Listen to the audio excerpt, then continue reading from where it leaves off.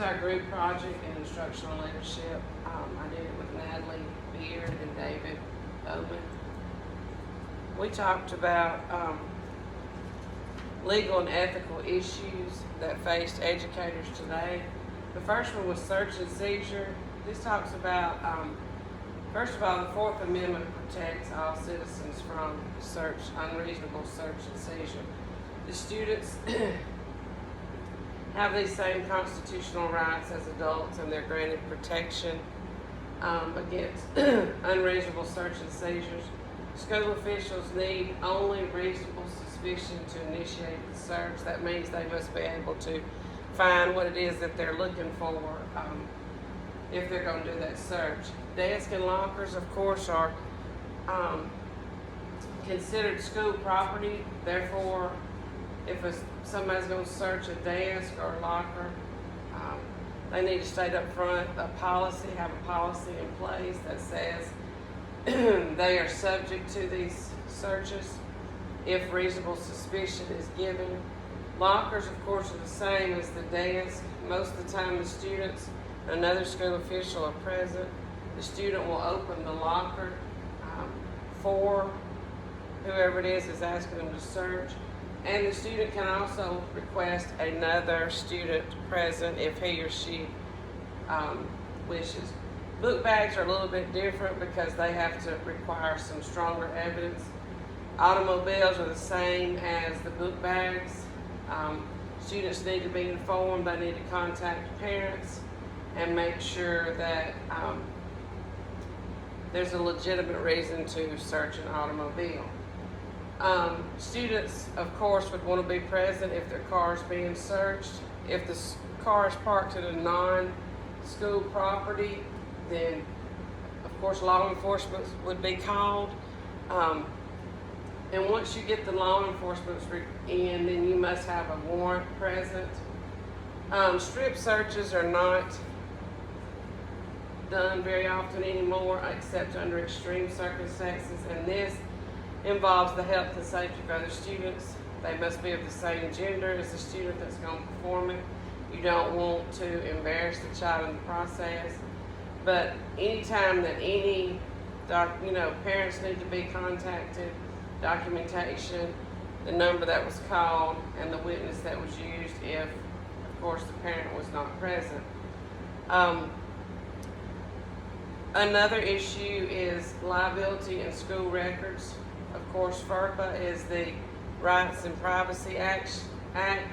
It protects the confidentiality of students. When it becomes necessary to place disciplinary infraction information on the student record, this information should be specific regarding the time that it was committed, the place, the witness. The student should be present when all this information is recorded. The school personnel does not need to talk about it to other people. They don't need to gossip and carry on. They don't need to mention any other student's name. And student records are maintained in a safe place on school premises that are locked and secured. Freedom of expression. School officials may restrict freedom of expression where if it disrupts or interferes with some type of learning. Students are persons in and out of school, and they fall under the protection of the First Amendment. The school officials do not hold absolute authority over the students. To justify the prohibition of a particular form of expression, there must be something more than a desire to avoid the discomfort and unpleasantness.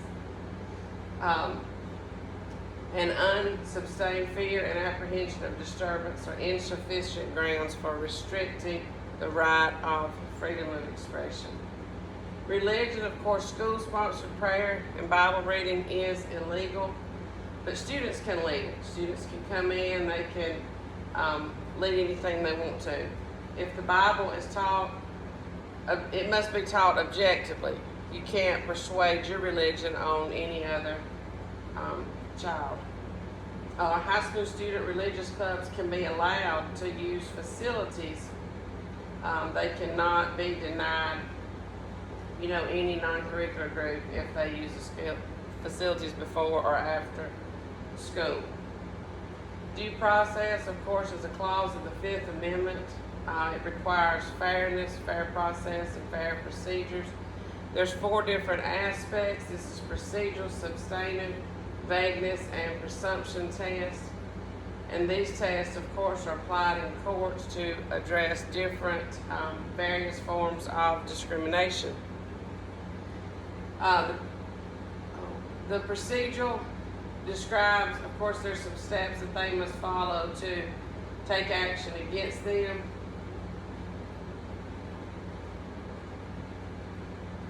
Substantive due process must mean there's a valid reason before you interfere with that before an individual is deprived of life, liberty, or property. Individuals with disabilities, they are protected under the IDEA, which is the law, the act for students with disabilities. This protects them from discrimination against other and provides them with an equal education. This allows them that they can go to school until they're the age of 21. Each of these students have an IEP. This is their own individualized plan that is written specifically for them. The IEP is reviewed annually and it's prepared by a team. School administrator, general ed teacher, special ed teacher, and the parent of the individual. They meet annually to make any changes or any updates that need to be made to the individual IEP. The least restrictive environment is established for each student, and which is best for the student with disability. Inclusion, of course, is traditional concept of mainstreaming.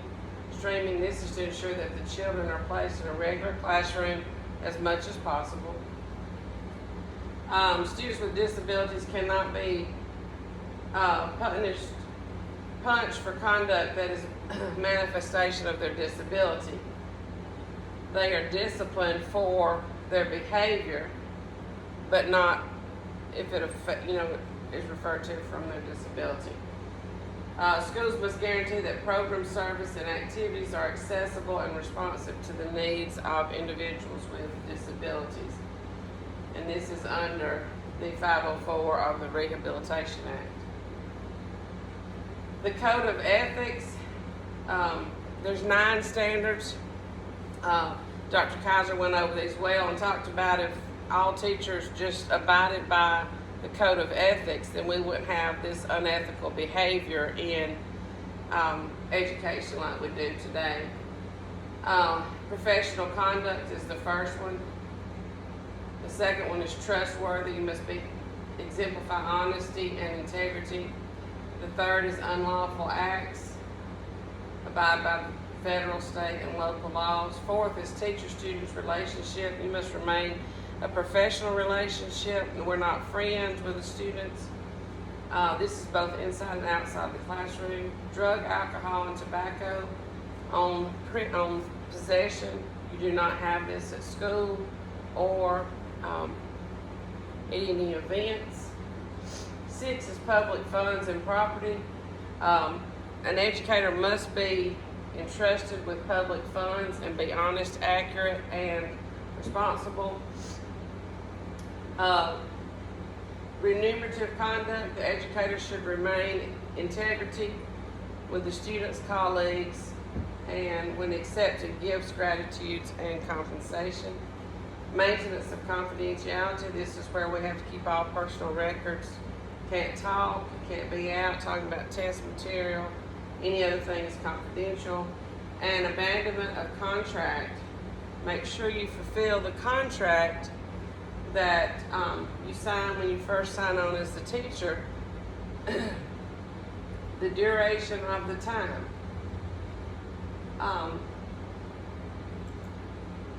That is all of the PowerPoint, but as Dr. Kaiser told us in IL 564, if we abide by our state code of ethics, then we don't have unethical problems. And if we just follow, if we have a policy in place, He said it's always better to be proactive than reactive. And it don't hurt to have many policies. Just have a policy for policy. Thank you.